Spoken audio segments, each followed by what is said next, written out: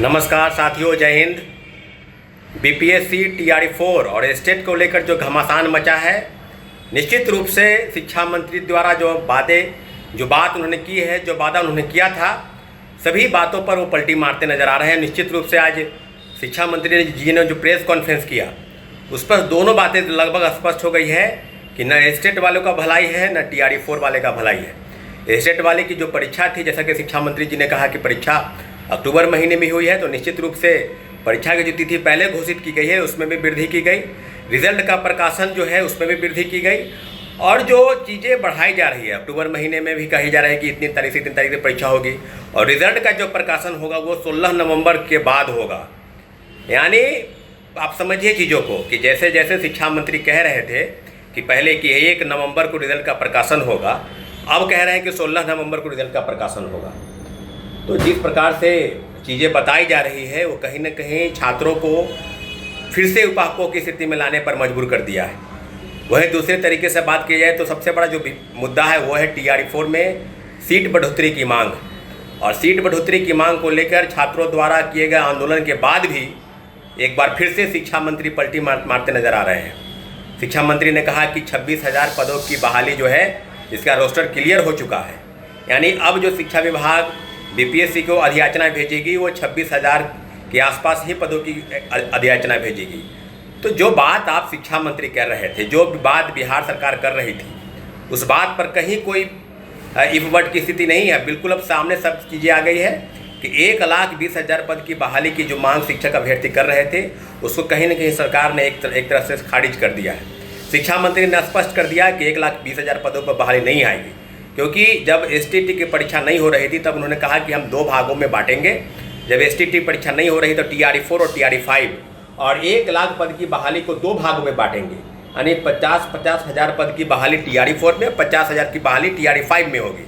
अगर शिक्षा मंत्री इस बात पर से भी पलटी मार दिए, पहले 1,20,000 कहते थे, फिर कहते थे कि 80,000 पद की बहाली आएगी, फिर उन्होंने कहा कि 2 भागों में बांटेंगे, और आज 1,00,000 कह के और 1/4 यानी कहीं ना कहीं 26,000 पद की बहाली की बात आप कर रहे हैं। तो ये दोनों लोगों को, न स्टेट वाले को कहीं रहने दिया, न टीआरई 4 वाले को कहीं रहने दिया, दोनों लोगों को सड़क पर लाने पर मजबूर कर दिया। जैसा कि एसटीटी अभ्यर्थी 2 डिमांड कर रहे थे कि हमारी परीक्षा टीआरई 4 से पहले हो, क्योंकि लगातार सरकार कह रही थी कि हम हर साल 2 बार एसटीटी कराएंगे, और 2024 में न 25 में एक बार भी एसटीटी नहीं हुआ। तो लाखों लाख अभ्यर्थी जो बीएड अभ्यर्थी हैं वो इंतजार कर रहे थे। शिक्षक बनने के लिए आपको या तो स्टेट या बीटेट या सीटेट ये पास करना जरूरी है। तो 9, 10 और 11, 12 के जो छात्र हैं उनके लिए एसटीटी पास होना आवश्यक है। और सरकार ने फैसला पहले कहा कि नहीं होगा, फिर छात्रों के आंदोलन के बाद सरकार झुकी, फैसला बदला और एसटीटी कराने पर वो मजबूर हुए।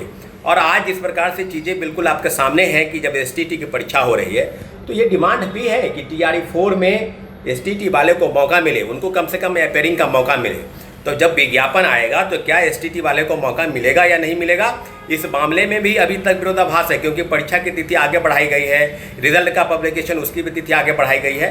तो ये लाखों लाख एसटीटी अभ्यर्थियों के बीच में काफ़ी बापों की स्थिति है।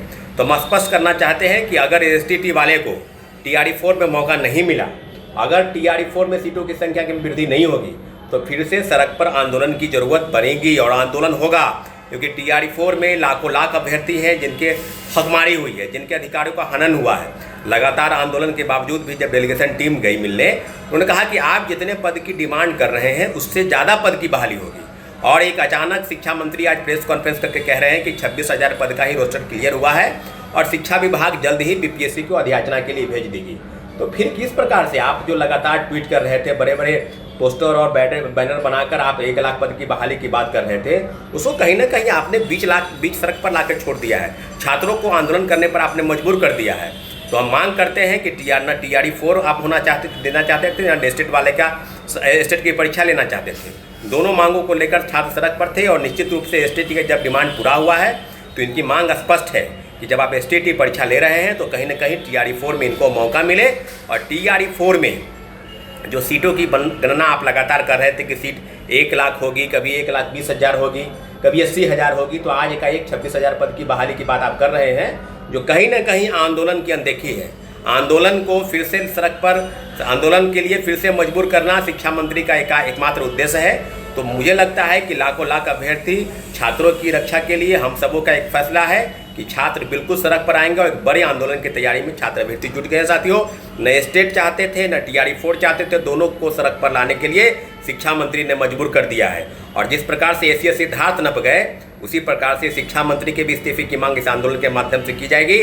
तो कहीं ना कहीं छात्रों के बड़े वर्ग जो चाहते हैं कि जुमलेबाजी जो शिक्षा मंत्री कर रहे हैं उनको उस पद पर बैठने का कोई अधिकार नहीं है। निश्चित रूप से एक बड़े शिक्षा मंत्री के अधिकार के बाद भी उनके कथनानुसार जो चीज़ नहीं हो रही है तो कहीं ना कहीं उनको पद पर बैठने का कोई अधिकार नहीं है। इसलिए हम मांग करते हैं कि बिहार सरकार शिक्षा मंत्री को उस पद से हटाए और जितने भी STT के अभ्यर्थी घबराने की जरूरत नहीं है। बड़े आंदोलन की तैयारी में STT के अभ्यर्थी और TRE-4 में सीट बढ़े इसको लेकर भी आंदोलन के लिए कमर कस चुके हैं और जल्द से जल्द सारी आंदोलन जो है वो आपको सड़क पर दिखाई देगा। साथियों, बहुत बहुत धन्यवाद।